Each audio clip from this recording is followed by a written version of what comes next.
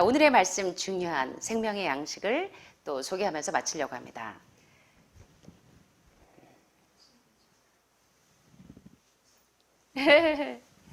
여기 보니까 그리스도인의 매력에 대해서 설명하네요. 자, 어떠세요, 여러분들은? 하늘마을에 하이드도 계시고 하늘마을에 소 영이 많으십니다. 자, 아직도 박하 선생님들이 사모님이 매력적으로 보이세요?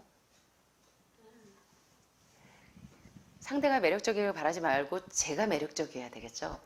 예, 저도 매력적이 되려고 노력하는데 아까 설명드린 것처럼 모델들이 아무리 피부과 가도 안에서부터 깨끗해야 됩니다. 자, 그래서 우리 매력적인 사람이 되기 위한 비결을 한번 살펴보겠습니다. 그리스도인의 매력. 어떨 때 매력적인가? 친절한 말, 유쾌한 모습, 즐거운 표정이 준 가마력은 거의 저항할 수 없게 만드는 매력을 우리 주위에 뿌려줍니다. 이것은 거의 비용을 들이지 않고 존경을 얻고 유용성의 범위를 넓히는 방법입니다. 가장 비천한 직업에 종사하는 사람에게도 부드럽고 교양 있게 말하고 겸손하게 만드는 것은 마음 안에 있는 예수님의 품성이에요.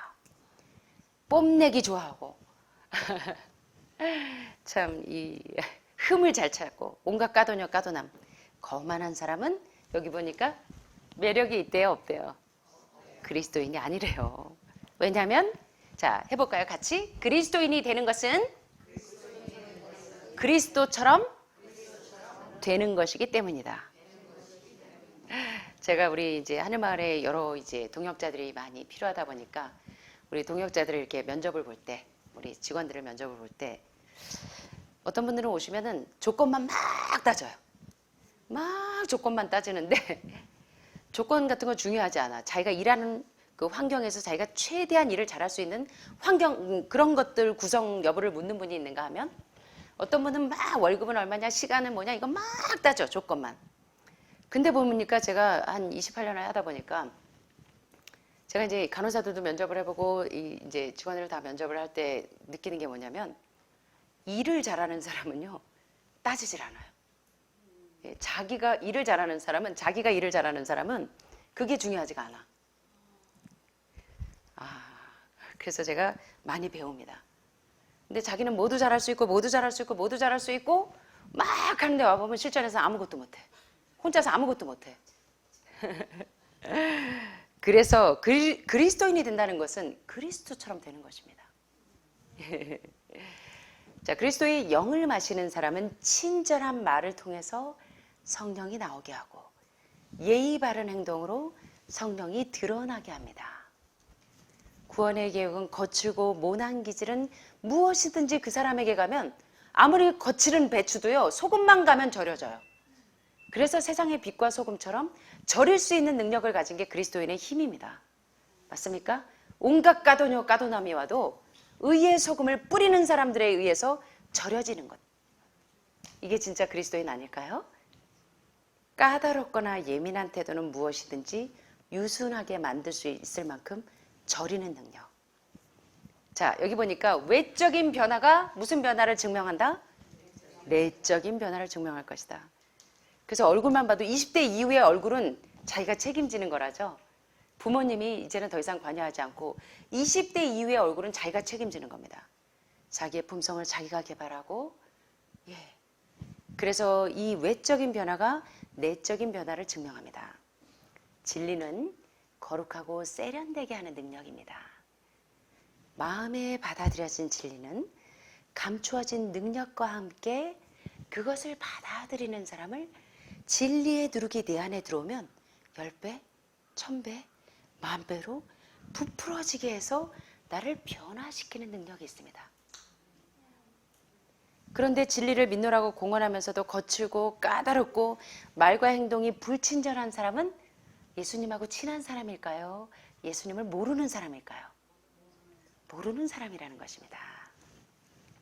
자, 이 모든 행위는 그들이 아직도 악한 자의 종임을 보여준다는 것입니다.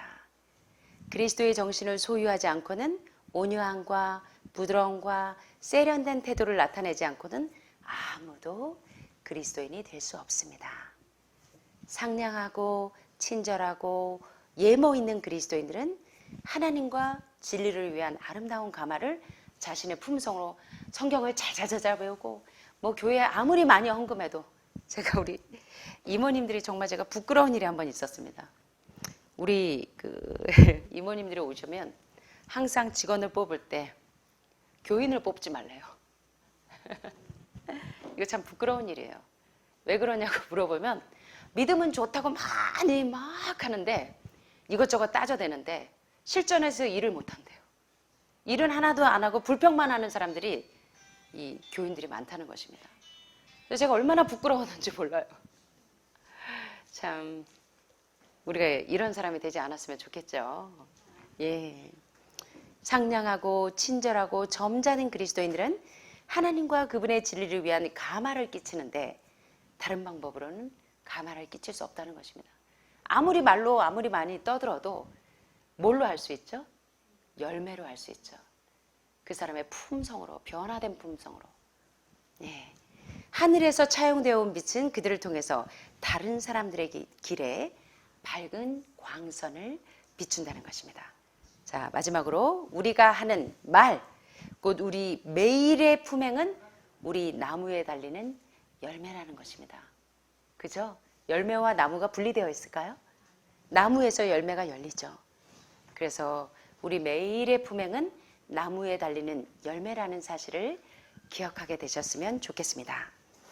자, 과일이 시고 맛이 없다면 이는 그 나무의 연한 뿌리들이 순수한 근원에서 영양분을 빨아들이지 않기 때문에. 여러분 한동안은 과일이 사과가 되게 맛이 없었죠? 예, 제철 과일이 아니고 이제 냉동되어 있는 사과를 드실 때는 여러분들이 맛이 없었어. 맛이 없는 과일 드시고 싶으세요? 별로 맛이 없으면 여러분 좋아하지 않으시잖아요. 자, 우리가 맛있는 과일이 됐으면 좋겠습니다. 우리의 품성도 이렇게 맛있는.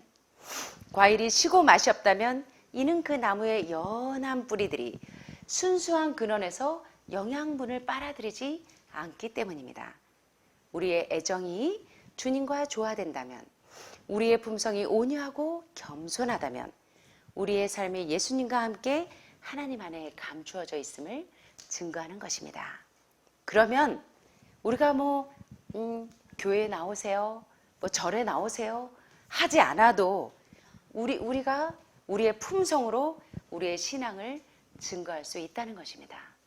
우리가 이렇게 아름다운 나무들이 되었으면 좋겠습니다. 감사합니다. 사랑이 많으신 하늘에 계신 우리 아버지, 오늘도 사랑하는 우리 하늘마을 가족들 모두에게 몸이 건강해지고 마음이 건강해지고 마침내 우리 이웃들과 하나가 될 수 있고 이기심 없이 이웃을 사랑할 수 있는 마음을 가지기까지, 그리고 하나님의 음성을 잘 들을 수 있기까지 완전한 건강을 회복하도록 노력하고 있는 저희 모든 하늘마을 가족들에게 하나님의 은혜가 함께하여 주셔서 오늘도 주님과 동행하고 주님의 음성에 반응하고 예수님의 모습을 잘 반사하는, 그래서 건강하고 행복한 하늘마을 모든 가족들이 될 수 있도록 하나님의 은혜가 우리 가족들과 함께하여 주시옵기를 사랑이 많으신 예수님의 이름으로 간절히 기도드립니다.